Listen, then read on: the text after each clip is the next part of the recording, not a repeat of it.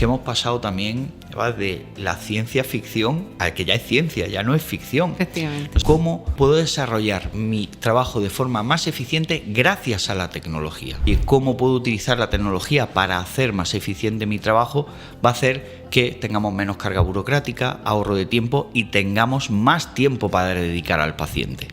Bueno, y llegamos a dos conceptos, aunque ahora mismo pues estamos hablando de estas tecnologías, ¿no? Como tú has dicho, la realidad virtual, realidad aumentada, ¿no? Lo que se llama la realidad extendida, ¿no? Que comprende toda la inteligencia artificial, el Big Data. O sea, ahora mismo hay un movimiento de muchísimas tecnologías que todavía, ¿no? Nosotros tenemos que aprender.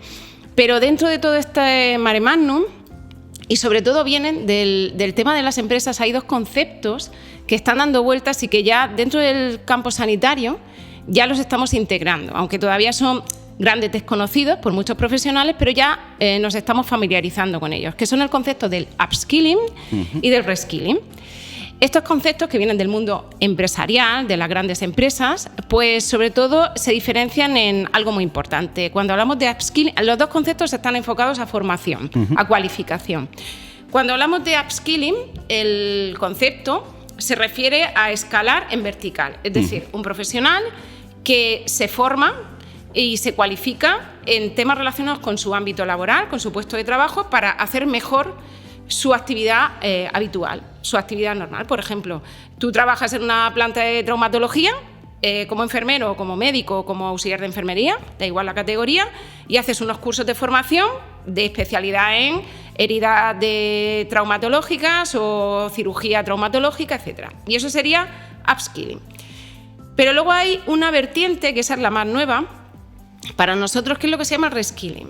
Reskilling, que en algunos libros, en algunas publicaciones se habla como reciclaje, otros no comparten esa definición, sería una formación horizontal. Es decir, yo soy enfermera, tengo una formación como sanitaria, pero ahora hago, por ejemplo, un máster en inteligencia artificial y me dedico después laboralmente a otros temas diferentes, aunque podrían estar relacionados con salud, a mi trabajo habitual. Con lo cual lo que hago es, transversalmente, hago un trabajo distinto.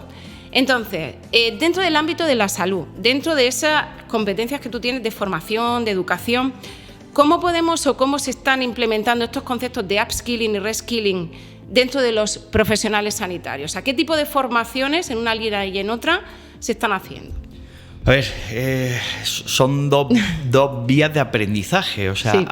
Aprender más sobre mi base de conocimiento y aprender sobre otras vías de conocimiento que al final va a haber una sinergia entre las dos. Hablabas de, por ejemplo, esos máster que se estaban hablando de inteligencia artificial. Pues, por ejemplo, en el upskilling, o sea, el decir, oye, el perfeccionar mi base de conocimiento con las nuevas novedades que vengan en mi sector. Es clave, o sea, es decir, oye, y de verdad, el aterrizaje tan brutal que ha tenido la inteligencia artificial ha revelado que necesitamos competencias paralelas. Como decíamos, hablábamos antes de competencias paralelas. Cuando hablamos de inteligencia artificial, tienes que tener conocimientos básicos sobre analítica de datos, sobre la explotación del dato, el aprovechamiento del dato, porque nos encontramos que hoy en día los datos es el oro de la inteligencia artificial, porque al final son muy buenas categorizando, clasificando y ayudándonos a interpretar esos datos. Pero si no tenemos una base en analítica de datos, sería un reskilling. O sea, a lo mejor pues, un traumatólogo no tiene por qué saber nada de analítica de datos, pero hoy en día es necesario. Competencias de reskilling, por ejemplo, con comunicación. Nos encontramos distintos perfiles de distintos sectores y en el sector sanitario hay muchísimos casos de éxito de divulgadores a través de redes sociales, influencers podríamos decir. Pues, oye, ya no solo hay que saber hacer las cosas, hay que saber comunicarlas y tienes que tener pues esos conocimientos de comunicación, de marketing, de redes sociales, de diseñar un póster científico, de cómo desarrollar distintos elementos para también dar a conocer tu trabajo si quieres hacer esa parte de divulgación. Pero al final se basa en formación continua, o sea, en estar al día de las novedades de lo que una persona se puede considerar experta o es su sector, pero hoy en día tenemos que ser un poco una navaja suiza, ¿vale? O sea, tenemos que tener el concepto de navaja suiza, que si hace falta un destornillador, aunque no sea el mejor del mundo, pero puedo utilizarlo. Pero sí que... Yo ya te digo, en mi caso específico, mi experiencia personal, sí que hablo de los últimos años, por ejemplo, están siendo los años de aprendizaje más estimulantes de mi vida, o sea, porque me está dando acceso, y por ejemplo con la inteligencia artificial, a conocer otros sectores donde la base de conocimiento está, donde yo, pues puedo acceder a una base de conocimiento, a unos datos y sobre todo poder aplicarlos después a que, pues los procesos de implantación tecnológica en una universidad o en un centro educativo pues sean clave y decir, ¿cómo vamos a comunicar este proceso de formación que estamos haciendo? Entonces, ¿todos los profesionales sanitarios deben ser expertos en analítica de datos o en marketing? No, pero tienen que conocer las bases para poder desenvolverse en esas nuevas competencias y las que vendrán, porque hoy en día estamos, yo te digo, en pañales. Este podcast, el momento que lo estén viendo los oyentes, seguro que han salido muchísimas novedades y que tendremos, pero ahí es donde me refuerzo, ya te digo, en ese concepto de que tenemos que estar abiertos de mente, no creernos que por lo que aprendimos en la universidad lo tendremos, que eso, pues por ejemplo, hace una generación tú salías de la universidad y decías, ya con lo que he aprendido ya me puedo poner a trabajar y a vivir el resto de mi vida. Hoy en día, si cualquier profesional sanitario no se plantea seguir aprendiendo, va a tener problemas en un futuro. Lo tenemos difícil, llevas razón.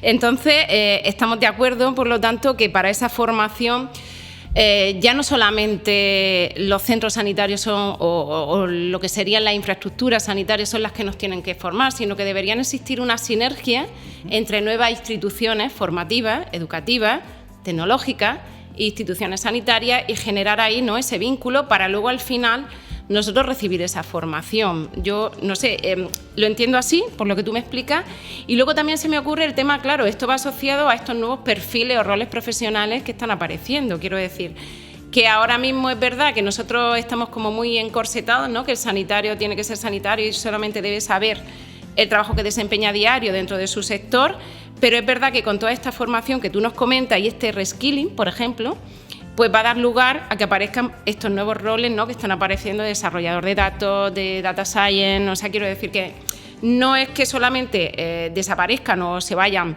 a disminuir determinados puestos de trabajo, sino que van a aparecer otros nuevos gracias a estas formaciones y a estas sinergias entre estas instituciones educativas e instituciones sanitarias. No sé, ¿cuál crees tú que es el modelo o el secreto para que este tipo de instituciones de un tipo y de otro funcionen juntas? O sea, quiero decir que esa formación, que ya tiene que ser como un poco mixta, nosotros la podamos recibir de una forma eficiente. Pues tiene que ser una sinergia a tres bandas, o sea, como estabas diciendo, o sea, profesionales, por ejemplo, y expertos en inteligencia artificial, junto con instituciones de formación que puedan ser capaces de traer las últimas novedades a un colectivo de profesionales sanitarios relacionado con su sector, o abriendo, decir, estas son esas competencias de reskilling que tenéis que tener en mente, pero esas sinergias son clave, o sea, y los centros sanitarios, hospitales universitarios son centros de aprendizaje, de formación y demás, pero sí que nos encontramos con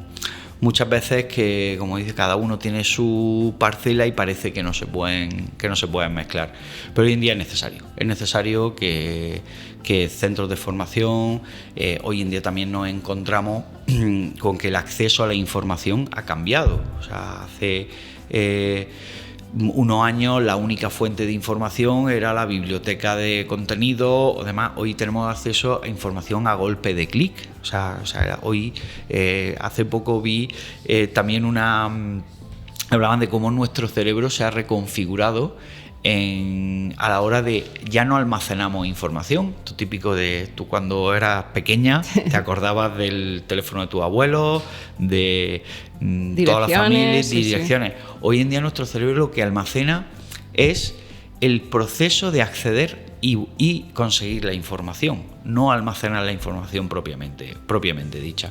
Entonces esto tiene que ser clave a la hora de esas sinergias entre universidades, profesionales más bien tecnológicos y profesionales del sector sanitario, para que también se escuchen, vean las necesidades y en ese proceso de formación continua también al profesional final, al que está en el día a día, que la formación no lo vea como una piedra en el camino. O sea, que muchas veces se impone formación por cumplir con normativa, con currículum, que vean que decir, oye, no, es que esto me va a ayudar a tratar mejor a mis pacientes, por lo tanto va a ser beneficioso para la sociedad.